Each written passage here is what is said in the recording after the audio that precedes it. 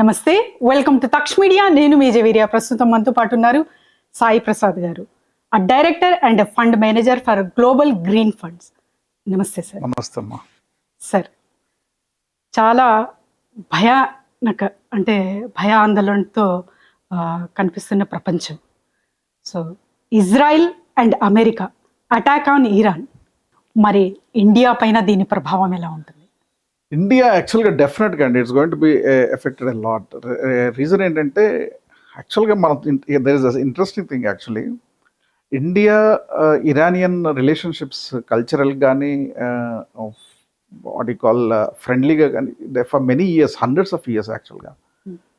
చాలామంది తెలియదు, హైదరాబాద్లో ఇరానియన్ కన్సులేట్ పెట్టి 50 years, దాదాపు 50 years బ్యాక్ పెట్టారండి. అంటే అంతమంది ఇరాన్ నుంచి, హైదరాబాద్ నుంచి ఇరాన్ వెళ్ళేవాళ్ళు. తర్వాత చాలా మన cuisine it comes from Iran యాక్చువల్గా. ఫర్ ఎగ్జాంపుల్ సమోసాస్, తర్వాత ఇక్కడ మన దగ్గర ఉండదు కానీ మీరు గుజరాత్ కానీ బాంబే కానీ వెళ్తే కుబూస్ అని అంటారు. కుబూస్ ఇట్లాంటివన్నీ అక్కడ నుంచి ఇరాన్ నుంచి వచ్చిన, ఈవెన్ హలీం కూడా ఇరానియన్ డెలికేసీ అంటారు. సో అంత కల్చరల్గా మనకి మనకి ఆ రిలేషన్షిప్ ఉంది. రెండోది, ఫర్ ఎగ్జాంపుల్ మన హైదరాబాద్లో ముందు పర్షియనే ఉండేది, తర్వాత ఉర్దూ వచ్చింది. సో అంత రిలేషన్షిప్ ఉంది. అయితే ఇంకొక ఇష్యూ ఏంటంటే ఇండియాకు ఉన్న కంపల్షన్స్ ఏంటంటే, ఇది ఒకటేమో culturally we are very close and very align. నేను పర్సనల్గా I travel to Tehran and it's very friendly to India actually. వాళ్ళు అక్కడ మనకున్న ఇంకొక ఇబ్బంది ఏంటంటే, అక్కడ చబహార్ అనే ఒక పోర్ట్ ఉంది, దాన్ని నార్త్ వెస్ట్ లాజిస్టిక్ కారిడార్ అని డెవలప్ చేయాలని ఇండియా ప్లాన్ చేసింది. అదేంటంటే మనకి గుజరాత్ నుంచి just probably around 4 hours 5 hours డిస్టెన్స్లో you can reach the place. అక్కడ నుంచి మీరు సెంట్రల్ ఏషియాకి వెళ్ళాలంటే, రష్యన్ కంట్రీస్ కానీ, ఆఫ్ఘనిస్తాన్ కానీ, టర్కీ కానీ, అంటే ఎటు వెళ్ళాలన్నా కూడా, లేదా ఈస్టర్న్ యూరప్ కానీ, ఇట్స్ వెరీ ఈజీ. సో అక్కడ నుంచి రష్యా యాక్చువల్గా రైల్వే నెట్వర్క్ డెవలప్ చేయాలని ఒక ప్లాన్ ఇంతకుముందు ఉండింది. సో శాంక్షన్స్ వల్ల డిలే అయింది. ఇండియా ఆల్రెడీ దాని మీద చాలా డబ్బు ఖర్చు పెట్టినాయి. Okay, so now that is in limbo. Second point ఏంటంటే, యాక్చువల్గా ఇరాన్ కనుక ఈ రెజిమ్ చేంజ్ అయితే అక్కడ కొత్త రెజిమ్ వస్తుంది. కొత్త రెజిమ్లో ఇండియాకున్న డిప్లొమాటిక్ కంపల్షన్స్ ఏంటంటే, American again it's another American puppet will sit there actually. So అది మనకంత మంచిది కాదు. ఎందుకంటే రెండోది, ఇప్పటికి కూడా చంక్ ఆఫ్ ఆయిల్ మనకి ఇరాన్ నుంచి వస్తుంది at a very very reasonable pricing యాక్చువల్గా. ఓకే, బయటకు డిస్క్లోజ్ చేయరు కానీ we get at discounted price. Okay, మనకి అటు సైడ్ నుంచి సౌదీ నుంచి, ఇరాన్ నుంచి, ఆ గల్ఫ్ నుంచి వచ్చే ఆయిల్ అంతా కూడా ఇండియాకి it's one of the very key resource అనమాట. అది డెఫినెట్ ఎఫెక్ట్ అవుతుంది, ఎందుకంటే ఆ ఆయిల్స్ అన్నీ కూడా వేరే చోటుకి డైవర్ట్ అవుతాయి. ఓకే, ఆ రిలేషన్షిప్ బ్రేక్ అవుతుంది. థర్డ్ ఇంపార్టెంట్ పాయింట్ ఏంటంటే, when oil becomes expensive, gas becomes expensive, ఆ ఇన్ఫ్లేషన్ మన ఇండియా పైన కూడా పడుతుంది భయంకరంగా. అది కూడా we should be ready to bear that inflation element. High cost కానీ, లేదంటే దానివల్ల వచ్చే ఈవెన్ లాజిస్టిక్ కాస్ట్ కానీ. లాజిస్టిక్ కాస్ట్ అంటే ఫర్ ఎగ్జాంపుల్ మనకి సెంట్రల్ ఏషియా నుంచి మనకి ఏ కార్గో రావాలన్నా కూడా ఇప్పుడు మనం $2,000 నుంచి $4,000 ఎక్స్ట్రా పే చేయాలి పర్ కంటైనర్. సో ఆ కాస్ట్ అంతా మన ఇండియా మీద పడుతుంది. ఇంకోటి ఇంపార్టెంట్ ఏంటంటే, 40% of Indian basmati rice is exported to Iran. Okay, so ఆ మార్కెట్ బ్రేక్ అవుతుంది.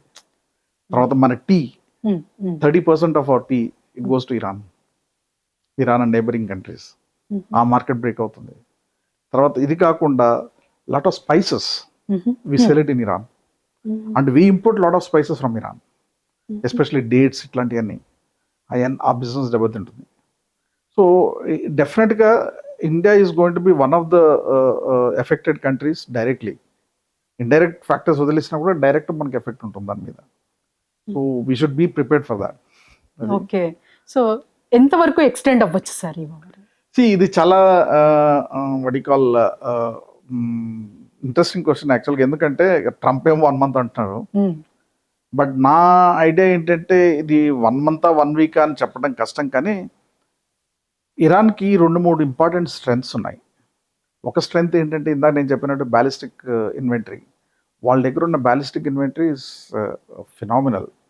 ఇక్కడ అర్థం చేసుకోవాల్సింది ఏంటంటే ఎవరైనా కూడా ఇరాన్ ఇప్పుడు ఇజ్రాయెల్ ఇరాన్ మీద అటాక్ చేసిందంటే ఇరాన్ ఒక్కదాని మీద అటాక్ చేయడం కాదు.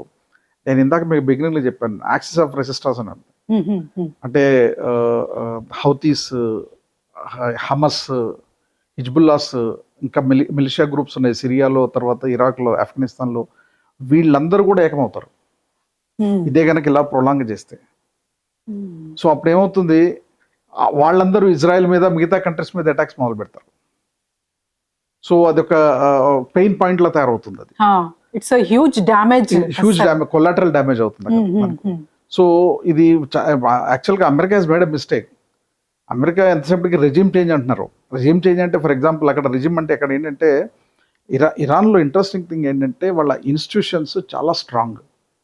వాళ్ళ ఇస్లామిక్ సిస్టమ్ కానీ, వాళ్ళ షరియా సిస్టమ్ కానీ, లేదా వాళ్ళ గవర్నెన్స్ సిస్టమ్ కానీ, మిలిటరీ సిస్టమ్ కానీ చాలా స్ట్రాంగ్. ఇప్పుడు ఫర్ ఎగ్జాంపుల్ ఖొమైనీని వాళ్ళు అసాసినేట్ చేశారు. సరే వాళ్ళు సన్ అవుతారు అనుకున్నారు, కానీ హీ వాజ్ ఆల్సో కిల్డ్. ఇమ్మీడియట్గా ఏం చేస్తారు, ముగ్గురు member committee they took over the institution. So వాళ్ళకి ఆ బ్యాకప్ ఉంది. రెండోది, Islamic hardliners are very strong in Iran. అంటే ఈ షరియా సిస్టమ్ని ఫాలో అయ్యే వాళ్ళు చాలా స్ట్రాంగ్గా ఉన్నారు. వాళ్ళంత ఈజీ కాదు వాళ్ళని బ్రేక్ చేయడం. ఇప్పుడు ఫర్ ఎగ్జాంపుల్ ఇరాక్లో సద్దాం హుస్సేన్ కొట్టేస్తే అక్కడ ఎవరు లేరు, అందుకని ఈజీగా క్యాప్చర్ చేయగలిగారు. లిబియాలో గడాఫీని కొట్టేస్తే అక్కడ ఎవరు లేరు. కానీ ఇరాన్లో అలా కాదు, they have backup, strong institutions backup. So ఇప్పుడు అమెరికా ఏం చెప్పింది, మా ఓన్లీ ఇంటెన్షన్ రెజిమ్ చేంజ్ అంది. రెజిమ్ చేంజ్ అయినప్పుడు ఖొమైనీని కొట్టేశారు. అలాంటప్పుడు ఆపేయాలి కదా. కరెక్ట్. మరి ఆపట్లేదు ఎందుకని అంటే వాళ్ళకి ఇంకా రెజిమ్ అంత స్ట్రాంగ్ ఉందన్నమాట. సో దాన్ని బ్రేక్ చేయడం అంత ఈజీ కాదు. సో అది ఎన్ని రోజులు పడుతుందని కూడా చెప్పడం కష్టం. ఎందుకంటే సిఐఏ కొన్ని 50s of years నుంచి అక్కడ చేంజ్ తీసుకురావాలని ట్రై చేస్తుంది. Nothing happened.